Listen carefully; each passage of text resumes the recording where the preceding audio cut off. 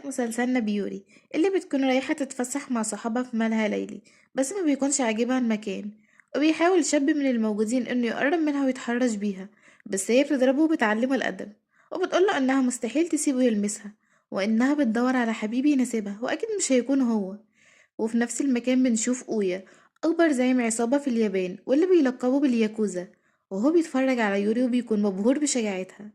وبتاخد يوري صاحبتها علشان يمشوا من المكان، لكن بيدخلوا أوضة غلط وبيكون فيها شباب وبنات بيشربوا مخدرات، وبتتخض يوري من منظرهم، وبيمسكها واحد فيهم وبيقول إنها شافتهم وعرفت مكانهم ولازم يخليها شريكة معاهم.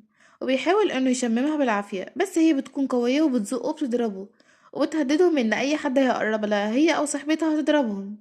وفجأة بتشوف الشباب اللي كانوا بيضايقوها بيتضربوا، وساعتها بيدخل أويا هو ورجالته وبيدافع عنها وبيعرفهم بنفسه، وهما بيخافوا لما بيعرفوا انه زعيم العصابة. وبتكون يوري مبهورة بيه، وبيروح اويا بيطمن عليها وبيغطيها بالجاكيت بتاعه، وبيديها الكارت بتاعه بيقولها لو تعرضت لأي مشكلة تشاور بس بالكارت. وبيسيبها وبيمشي وهي مصدومة من اللي حصل. وبيعدي أسبوع وبتكون يوري لسه بتفكر فيه، فبتاخد الجاكيت بتاعه وبتروح بيته علشان ترجعهوله. فبياخدها أويا وبيقدم لها هدايا كتير غالية، وبتستغرب يوري من تصرفاته، فبيقولها إنه بيعمل كده علشان يثير إعجابها، وإنه أعجب بيها من أول مرة شافها فيها وهي بتدافع عن صاحبتها.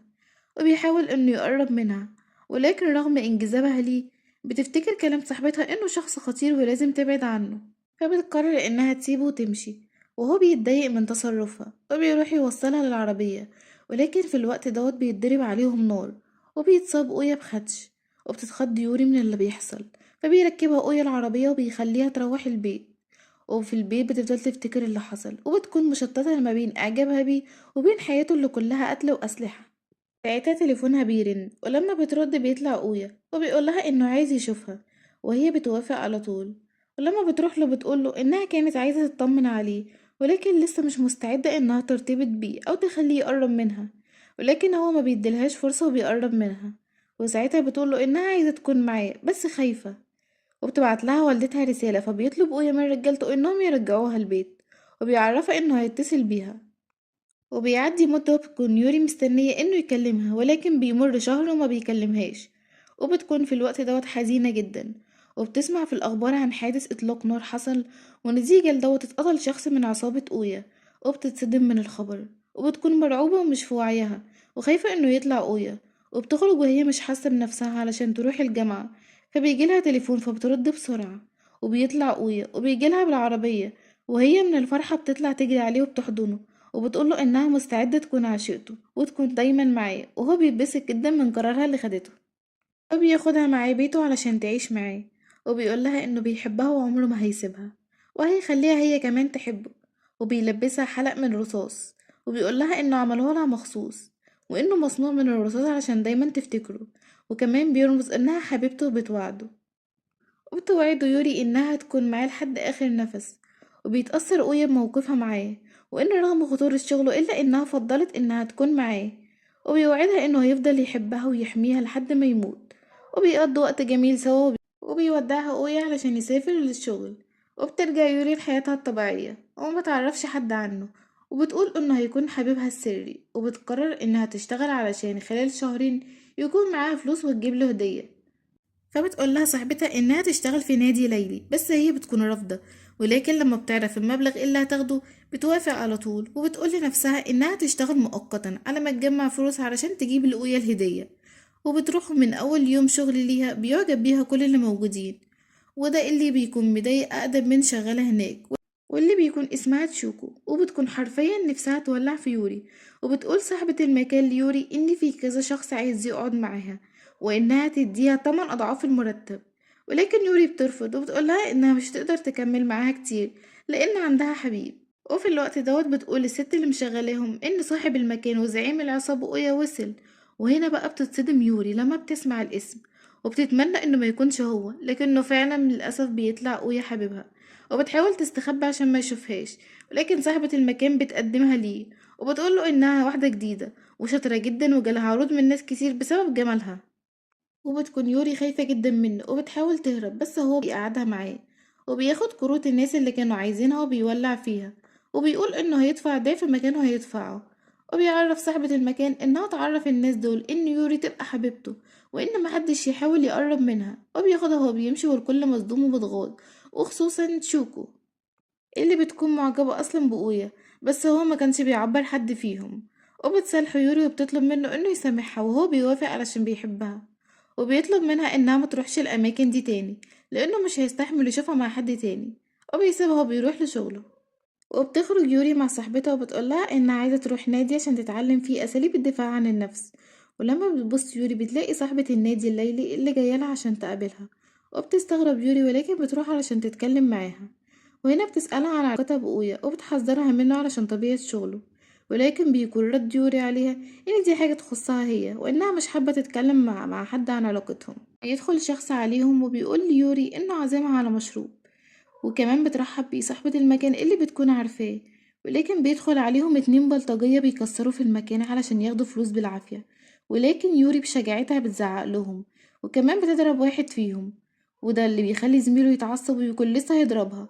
ولكن الراجل اللي كان موجود بيدافع عنها وبيهددهم، وهما بيترعبوا منه لما بيعرفوا انه الزعيم الأكبر لعصابة الياكوزا. وبيهربوا، وبتتصدم يوري لما بتعرف انه الزعيم، وده معناه انه والد أويا. بتطمن عليها صاحبة المكان، وبيقول لها الزعيم ان هو اللي طلب منها انها تجيبها علشان عايز يقابلها. وبيطلب منها انها تسيب ابنه وتنفصل عنه، ولكن هي بتتحداه وبترفض كلامه. وبتقوله انها مستحيل تسيبه، وان رغم المخاطر اللي بتواجهها وهي معاه، ولكن مش فارق معاها حاجة غير انها تكون معاه، وده لانها بتحبه وعايزة دايما تفضل جنبه.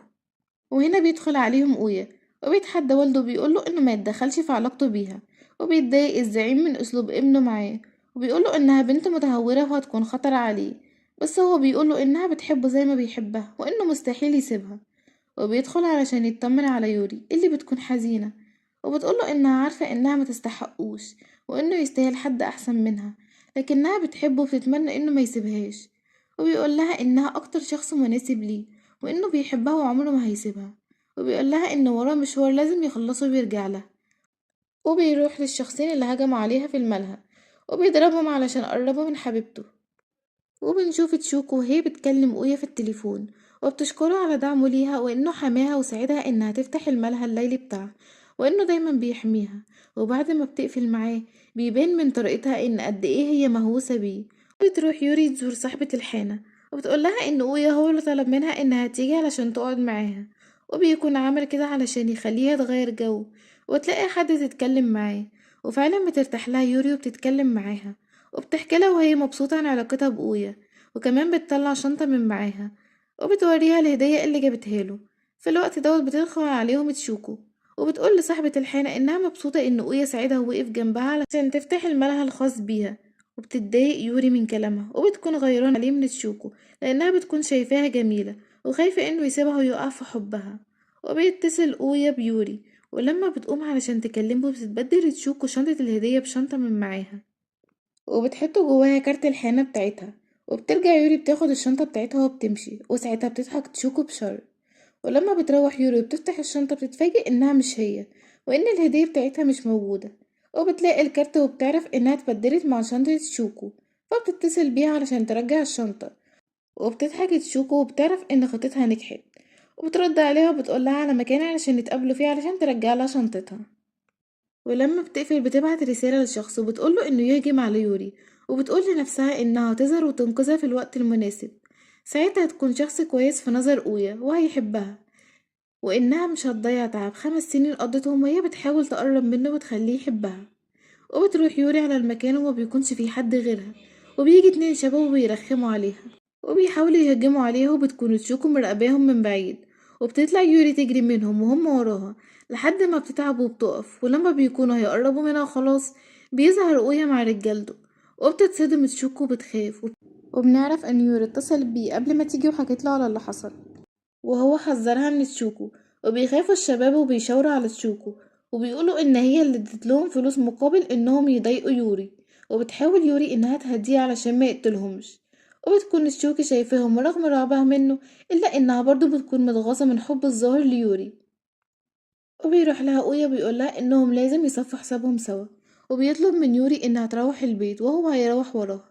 وبيروح مع تشوكو علشان يتكلم معاها، وهي بتمثل عليه إنها بتعيط وخايفة، وبتسأله هو هيعمل فيها ايه، إن اللي هي عملته كان بدافع حبها ليه.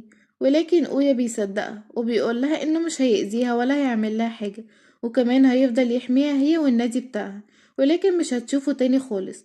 وهي بتتصدم من كلامه، ولما بيقوم علشان يمشي بتحاول تستعطفه وبتقوله إنها بتحبه وإن طلبها الأخير إنه يشرب معاها لآخر مرة، وهو ما بيرفضش طلبها. وبتروح تحضرله مشروب وبتحطله فيه منشط قوي علشان ما يقدرش يقاومها، بس هو بيشربه وما بيتأثرش، وبيكون عارف اللي هي عملته، وبيسيبها وبيروح ليوري وهو دايخ من تأثير المخدر عليه. وهي بتحضنه وبتفضل جنبه وبتحاول تهديه. وتاني يوم بيسألها أويا عن الهدية اللي جابتها له، وبتديها له يوري وهي مبسوطة، وهو بيلبسها وبيكون فرحان بيها. وبتروح معاه علشان توصله لعربيته، وبعد ما بيمشي هناك بيشوفها شاب غريب وبيزق الحرس وبيطلع يجري عليها، وده بيكون جين، وبنعرف انه صديق طفولتها وانه كمان بيشتغل شرطي، وانهم قريبين من بعض. وبياخدها من ايديها وبيشدها بالعافية، وبيحذرها من اويا وانه شخص خطير. وبتخاف يوري انه يعرف والدتها بعلاقتها بأويا، فبتكدب عليه وبتقوله انها مش مرتبطة بيه، بس هو ما بيصدقهاش، وبيقولها انه مش هيسيبها ترتبط بيه وتأذي نفسها. وبياخدها معاه بالعافية على بيته، وبيشوفهم واحد من رجالة أويا وبيبلغه، وبيحبس جين يوري في أوضة، وبيقولها إنه مش هيخرجها غير لما تنساه وتسيبه. وكمان بيقولها إنه بيحبها، وبيطلب منها إنها تكون حبيبته هو، ولكن هي بترفض وبتقوله إنها بتحب أويا، حتى لو حياتها هتكون في خطر معاه مش ممكن تسيبه أو تحب حد غيره. وبتفضل تخبط في الباب وهو بيفتح لها علشان بيخاف عليها لا تأذي نفسها. وبيسمعوا صوت باب الشقة وهو بيتكسر، وهنا بيدخل عليهم أويا وبيضرب جين وبيهدده ما يقربش من يوري لأنها حبيبته. بتحاول يوري تهديه وبتقوله إن جين صديق طفولتها ومش ممكن يأذيها. وبعد مدة بيتصل قائد جين بيه وبيقوله إن أويا عايز يشوفه، وبيروح لجين وبيتكلم معاه أويا، وبيقوله إن عنده معلومات تهم الشرطة، ولكن الأول لازم يصفوا حسابهم سوا. وبيقوله إن عارف إن هو كمان بيحب يوري، وبيقدم له شنطة مليانة فلوس، وبيعتذر منه بيقوله إن هو كان هيأذيه، وإن دوت ضد قوانين الياكوزا، وإن بسببهم هما الاتنين يوري اتأذت. وبيطلب منه إنه ياخد الفلوس، بس جين بيرفض وبيزعق معاه وبيقوله إنه لازم يسيب يوري. ولكن أويا بيقوله إنه مستحيل يسيبها، وعلشان كده لازم يحسموا المسألة دي. وبياخد سلاح وبيطلب من جين إنه يقتله، وبيقوله ما يخافش وإن العصابة مش هتأذيه، وإن كمان ساعتها يوري هتكون ليه بعد ما يموت. بس جين بيقوله إنه مستحيل يعمل كده، وأويا بيمسكه السلاح وبيقوله إنه لازم يقتله، لأن طول ما هو عايش مش هيقدر يعيش من غير يوري، ودي الطريقة الوحيدة اللي يقدر يبعده بيها عنها. ولكن جين بيفضل رافض، ولما بتخرج رصاصة بالغلط بيخاف ليكون قتله، بس ما بتكونش جت فيه أصلا. وبيمشي أويا وبيقوله جين إنه مش هيسيبه وإنه أكيد في يوم هينول منه وهيخلي يوري تختاره. وبيكون رد أويا إن دايما يوري هتختاره هو. وبيرجع أويا ليوري وبيقدم لها هدايا كتير غالية علشان يخليها سعيدة وتحبه أكتر. وبتقوله يوري إن سعادتها إنها تكون دايما معاه، وهو طبعا بيفرح جدا بكلامها. وبيقول أويا ليوري إنه أجر يخت علشان يفسحها فيه، بس ساعتها بيهجموا عصابة عليهم، وبيبلغوا أويا إن زعيمهم مستنيه وعايز يقابله، بس هو ما بيهموش وما بيخافش منهم وبيرفض، وبيقول لهم إنه مع حبيبته مش هيروح. ساعتها واحد فيهم بيزق يوري، ولما بيشوفها أويا بتقع قدامه بيتجنن، وبيضرب الشخص اللي زقها، وبيحذره إنه يقرب منها، وبياخدها علشان يعالج جرح ايديها. ولما بيطمن عليها بيقولها تروح، وهو يروح يخلص شغل علشان يطمن ان محدش يأذيها تاني ويرجع لها. وبيطلب من رجالته انهم يوصلوها، واول ما بتدخل العربية بتسمع صوت ضرب نار، وساعتها بتخاف جدا عليه. تحاول انها تنزل من العربية علشان تروح له، بس رجالته بيمنعوها وبيروحوها البيت وبيحبسوها في أوضة علشان متخرجش وتأذي نفسها. وهي بتفضل تعيط وبتكون خايفة عليه لا يتأذي بسبب انه بيدافع عنها، وبتفضل طول الليل مستنياه بس ما بيجيش. والصبح بتخرج وبتاكل عادي، وبيستغرب رجالته من تصرفاتها، وبتكون بتعمل كده عشان تفضل قوية وتقدر تقاوم لحد ما يرجع لها زي ما وعدها.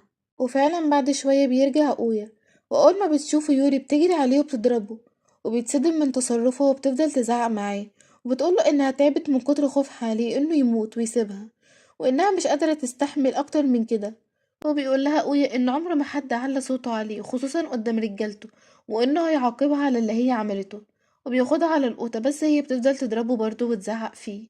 وبعدين بتنهار وبتفضل تعيط، تقوله إنها خافت عليه وإنها خايفة لا يسيبها، وهو بيحضنها وبيحاول يهديها، وبيكون حاسس بحبها ليه وبخوفها عليه.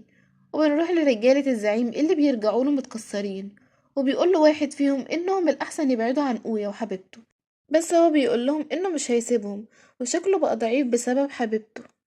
وبياخد أويا يوري على بيت جديد، وبيقول لها إن دوت بيتهم اللي هيتقابلوا فيه دايما، وبتفرح يوري وبتقوله إن عمرها ما هتتخلى عنه أبدا. وبياخدها وبيروح عشان يتعشوا برا، وبيقعدوا علشان يتكلموا، لكن البنت اللي شغالة هناك بتوقع العصير على فستان يوري، وبتفضل تعتذر منها، وبتقول لها تيجي معاها علشان تنضفه لها. ولما بتروح معاها بتستغل البنت الفرصة وبتخدرها، وبتحاول يوري إنها تنده على أويا، وهو فعلا بيحس إن في حاجة غلط، وبيروح علشان يشوفها. وهنا شاف البنتين وهما مخدرينها واخدينها معاهم، وبيحاول انه يروح لها، بس البنت بتهدده انه لو قرب هتقتلها، وبيودوها للزعيم. وبيروح اويا وراهم وبيقابل الزعيم اللي بيفضل يستفز فيه ويقرب من يوري قدامه، وبيكون حاطط المسدس على دماغها علشان يضمن ان اويا مش هيتحرك، وبياخدها وبيهرب بيها. وبيكون اويا بيكسر كل حاجة قدامه، وبيقول ان دي غلطته من الاول وانه هيتصرف. وبنروح ليوري اللي بتصحى وبتلاقي نفسها لابسة ومتمكيجة، وبيكون الزعيم واقف قدامها وبيقول لها ان من النهارده هي هتكون عشيقته، وبيطلب منها انها ما تجيبش صورة اويا تاني. وبتكون يوري قلقانة، وبيقول لها انه مستغرب ان اويا زعيم الياكوزا حب واحدة ضعيفة زيها، وبيطلب منها انها تبوس ايده. وهنا يوري بتجيب اخرها منه وبتتغاظ انه بيهنا هي واويا، وبيقول عليها انها ضعيفة، فبتمسك ايده وبتعضها جامد، وبتقوله انها مش هتسمح لحد يلبسها غير اويا. وهو بيتغاظ منها وبيحاول انه يعتدي عليها، بس بيدخل عليهم اويا وبيحاول يبين انه هادي علشان يوري ما تتأذيش، وبيقول للزعيم انه جاي يتكلم معاه زي ما كان عايز، وبيطمن يوري. وده اللي بيستفز الزعيم اللي بيكون في الاصل بيغير من اويا، وكون عصابة مخصوصة علشان ينافسه. واللي غاظه اكتر انه لما دعاه رفض انه يجيله، كمان بيطعن اويا، ولكن اويا بيحاول انه يتماسك وبيقوله انهم لازم يتكلموا. وبيوافق الزعيم اللي مهووس بيه، وبيطلب اويا من يوري انها تروح وتستناه في البيت، وهي بتوافق بسهولة لأنها بتكون واثقة إنه هيرجع لها زي كل مرة. ولكن أول ما بتمشي بيتحول أويا وبيفضل يضرب في الزعيم، وبتدخل العصابتين في تشابك وضرب نار.